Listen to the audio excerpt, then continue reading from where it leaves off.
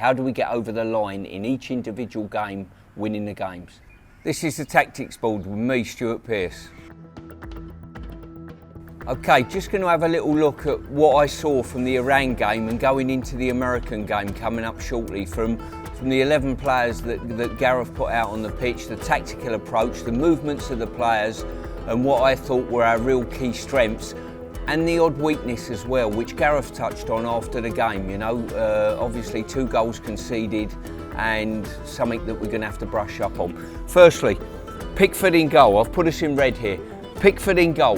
Vitally important, he starts everything. There's an expectation that we play out from the back. The goalkeeper's got to be good with his feet. The beauty of Pickford, he can play short, but he's also got the ability, if we get pressed, to boom it and go near enough from box to box, which is a fantastic asset to have, especially when you've got pace in the advanced areas. The 2 centre-halves, big onus on the 2 centre-halves to start play. I thought they'd done it fantastically well the other day. Both Maguire and Stones, good on the ball, good to receive. From the early outset, you're asking our deep line player, which is Declan, to come and receive on the ball. Really key though that, in my mind, he doesn't come back beyond the centre forward, because all of a sudden you've got too many players this side and it probably suits the opposition to see the whole of the build-up in front of them. So information to Declan, get beyond the centre forward and look to receive either side of him if you possibly can, and get turned and look forward. In the game alongside him, now early on you would say Bellingham was a 2 alongside Dec. I wouldn't have said that. I thought Bellingham really showed the arrogance to come and get on the ball beyond Dec and receive the ball and get turned and play, and also supplement further up the pitch. Really important that the 3 midfield players never get on the same line together in possession. If ever you're coaching a team, you try to say to them, if you get situations like this, say Mount and Bellingham on the same lines, too easy to mark. So the information you're given, if I drew a line across the pitch at any given time between you 3 midfield players, you'll never ever on the same axis, any 2 of you, certainly 3 of you. So what we would want in this situation, if Rice is coming to receive, we would want a slightly more advanced Bellingham and a slightly more advanced Mount. Makes it very difficult to pick up, and it creates a lot of space in behind. So that's the information for the 3. Never on the same line across the pitch. Vitally important that the fullbacks get as high and as wide as you can. Comfortable in possession at the back, building up with these 2 and a deep line midfield player.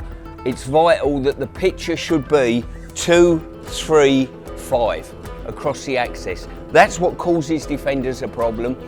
If fullbacks are back here to receive the ball, not sure it hurts the opposition too much. If they play with a 4, you're looking for that 5v4 overload in this advanced area from your fullbacks. If they play with a 5, you're occupying the wing backs, and it enables the likes of Mount to drop into these areas to receive the ball. Good information, because we've got such a defined holder in Declan Rice that you know is going to break play up, and a big part of his play, yes, get us started, but you've got to be our insurance policy, we don't get broke on. That enables the likes of Bellingham to arrive late into the box. Don't secure him as a 2 holding players, certainly in the Iran game and the US and probably the Wales game as well. He's got to arrive in the box and have the ability and the physical capabilities to get into the box and arrive late. You saw that with his goal. Impossible to mark because he's arriving too late.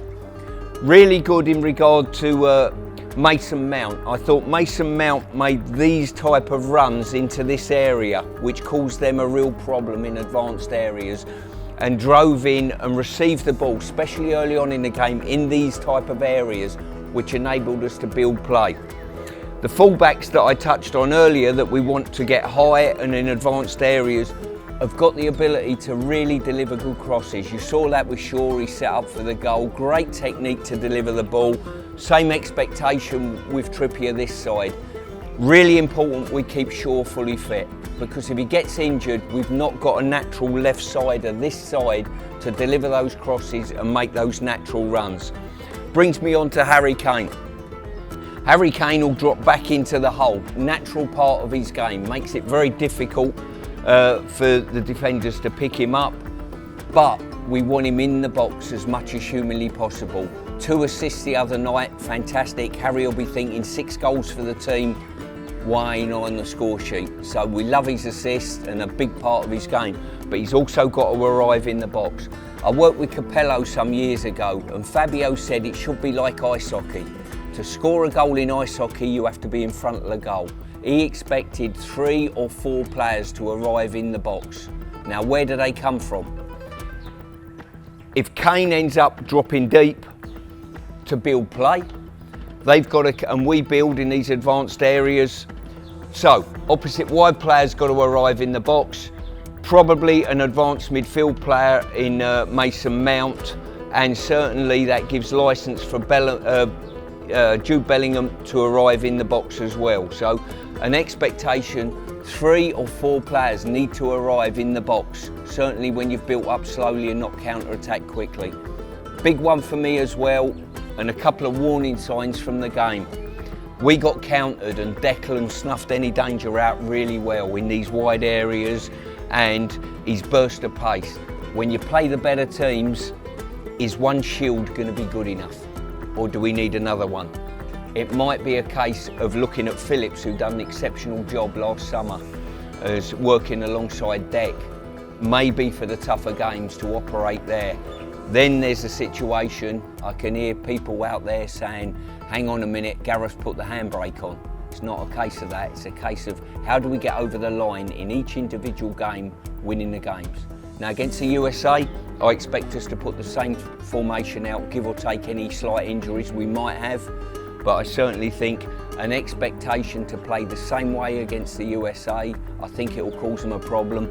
In the wide areas, we got great players in regard to Saka on this side and Sterling on this side. Happy to operate in the wide areas and take people on and receive wide, but also as well, clever players make good movements inside. We saw that with Saka, receiving the ball on the point of the box, cutting inside and opening the goal up with his left foot. Sterling the same on this side.